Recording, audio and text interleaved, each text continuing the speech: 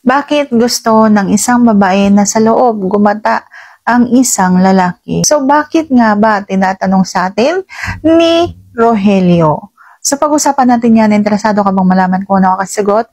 Please keep on watching para bago yan. Kung bago ka pa lang sa akin channel, please consider like this video and subscribe my channel.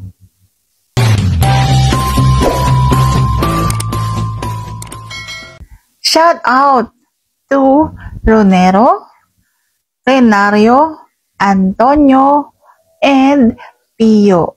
Sila po yung masisipag na laging nanonood sa aking channel at laging nagpaparamdam. So, shout out ng bonggang-bongga sa inyo.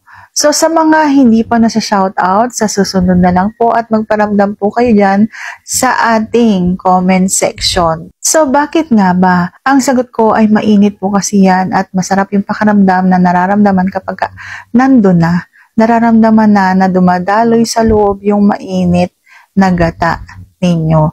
Tapos yung pakaramdam na bumubuga-buga tapos yung naghihigupan. Yan yung dahilan kung bakit gusto ko sa loob gumata. So, sana sagot ko ng tama ang yung tanong. And if you like this video, please consider to like this video and subscribe my channel. Thank you for watching and see you on my next vlog.